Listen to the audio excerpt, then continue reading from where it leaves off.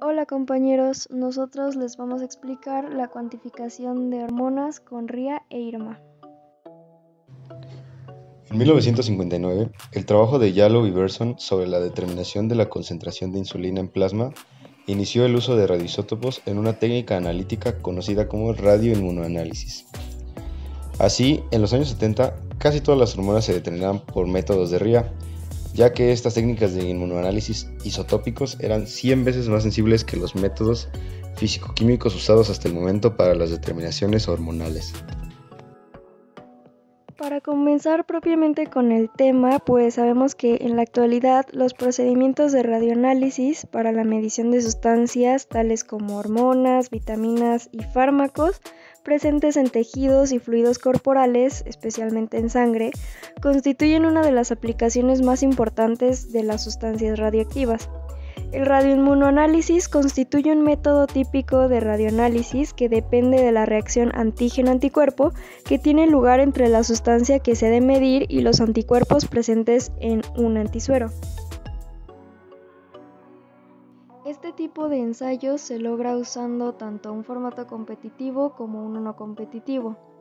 En los formatos competitivos, que es la imagen que se encuentra en la parte superior, el analito sin marcar, que generalmente es el antígeno en la muestra, se mide por su capacidad para competir con un antígeno marcado en el ensayo. El antígeno sin marcar bloquea la capacidad del antígeno marcado de unirse, puesto que ese punto de unión en el anticuerpo pues ya se encuentra ocupado. En cuanto al formato no competitivo, generalmente proporciona el nivel más alto de sensibilidad y especificidad del ensayo.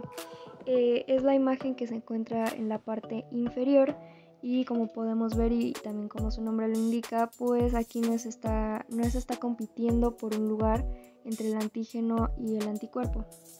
En este tipo de técnicas, la medición del analito marcado, generalmente un anticuerpo, es directamente proporcional a la concentración de antígeno presente en la muestra. Dos técnicas para llevar a cabo este tipo de análisis son el RIA, que es el radioinmunoanálisis, y el IRMA, que es el análisis inmunorradiométrico. Estas han sido ampliamente usadas para la detección y cuantificación de diversos analitos en fluidos biológicos. Pero antes de adentrarnos en el fundamento de estas dos pruebas, es importante conocer dos conceptos. Si bien estos ya fueron mencionados brevemente en la explicación de métodos competitivos y no competitivos. El primero es el antígeno frío, que se refiere al antígeno que queremos determinar, y el antígeno caliente, que es un antígeno marcado que se va a añadir en cantidad constante y conocida. Ahora, comenzando con la prueba de RIA, pues esta técnica es de tipo competitiva, por lo que significa que un antígeno radiomarcado y un antígeno no marcado van a competir por los sitios de unión del anticuerpo. Una vez que se haya realizado este complejo antígeno-anticuerpo, se separa la fracción de antígeno que se ha unido de la que permanece libre y se determina la radioactividad. Para conocer la concentración del antígeno frío en la muestra, se construye una curva de calibración, que es la que se muestra en color rojo.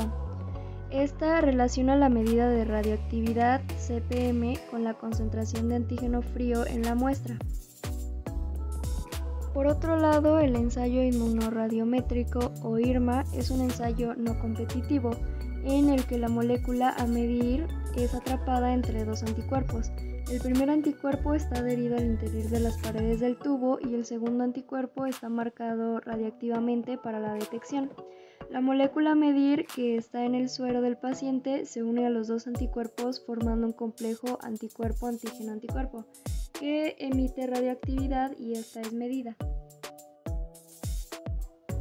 Y entonces, ¿cuáles son las diferencias entre RIA e IRMA si ambas trabajan con antígenos y anticuerpos? Bueno, una principal diferencia es que en el caso de IRMA, la molécula marcada es el anticuerpo y este se utiliza en exceso respecto al antígeno. además de que éste se encuentra unido en razón directa de la concentración del antígeno, así como la radiactividad total. Los radioisótopos más utilizados en RIA son el yodo 131 y 125, el tritio, el cobalto 57 y el carbono 14. Se marca una cantidad conocida de antígeno con un radioisótopo y se le permite unirse con un anticuerpo con el que tiene elevada afinidad. Cuando el fluido a analizar se añade a la mezcla, los antígenos presentes no marcados desplazan a los marcados. Tras esto se separan los antígenos no unidos y se mide la radiactividad. La medida de la radiactividad de los antígenos no unidos permite determinar la cantidad de antígeno marcado que se ha unido al anticuerpo. Respecto al marco normativo, tenemos que el artículo 27 constitucional en materia nuclear va a comprender varias normas que van a regular el ámbito de seguridad radiológica y comprende muchísimas normas. Yo únicamente elegí 6 porque considero que son las más representativas o importantes que podrían ser de mayor interés. La norma 001 nuclear de 1994 establece los factores de calidad y de ponderación por tejido que deben utilizarse en las determinaciones de los equivalentes de dosis. La norma 003 nuclear de 1994 establece los criterios para clasificar las instalaciones o laboratorios en los que se llevan a cabo procesos radiológicos de acuerdo a la radiotoxicidad de los radionúclidos que utilizan, la actividad de los mismos y también los procesos a los que van a ser sometidos. La norma 004 nuclear de 1994 establece los criterios para la clasificación de los desechos radiactivos que se producirían por la industria nuclear. Continuando con las normas, ahora tenemos la 007 nuclear de 1994, la cual va a establecer los requerimientos de seguridad radiológica que deben ser observados en los implantes permanentes de material radiactivo con fines terapéuticos a seres humanos. La norma 019 nuclear de 1995 va a establecer los requerimientos para bultos de desechos radioactivos de nivel bajo, los cuales van a ser almacenados definitivamente cerca de la superficie. La norma 026 nuclear de 1999 corresponde a la vigilancia médica del personal ocupacionalmente expuesto a radiaciones ionizantes. Muy bien, y ahora tenemos algunos consejos generales, algunas normas generales con el trabajo con material radiológico.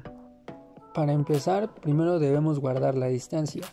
Esto porque a medida que nosotros nos alejemos de la fuente radiológica, el personal va a estar menos expuesto, la concentración a la que se exponga será menor, por lo tanto es lo más recomendable. La segunda es utilizar un blindaje. También son conocidos como blindaje biológico y son pantallas protectoras transparentes entre la fuente radiactiva y el personal que la va a manipular. Y finalmente tenemos que debemos estar expuestos el menor tiempo posible para disminuir la carga radiológica que se va a quedar en nuestro cuerpo. Muy bien, y ahora viene la pregunta: ¿por qué se necesita un control? Pues el primer punto es porque la seguridad es indispensable.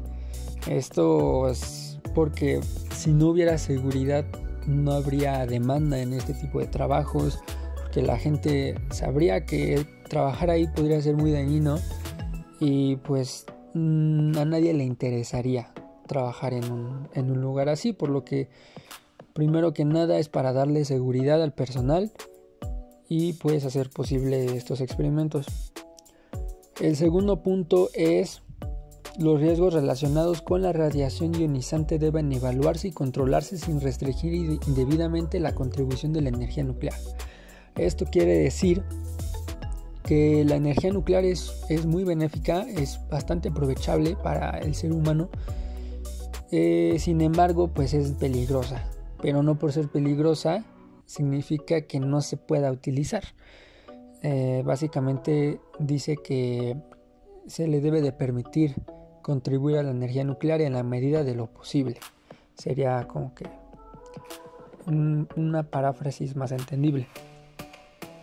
El siguiente punto es: las normas de seguridad del OIEA están concebidas para facilitar esta tarea, y como ya dijimos, esta tarea es contribuir en la medida de lo posible.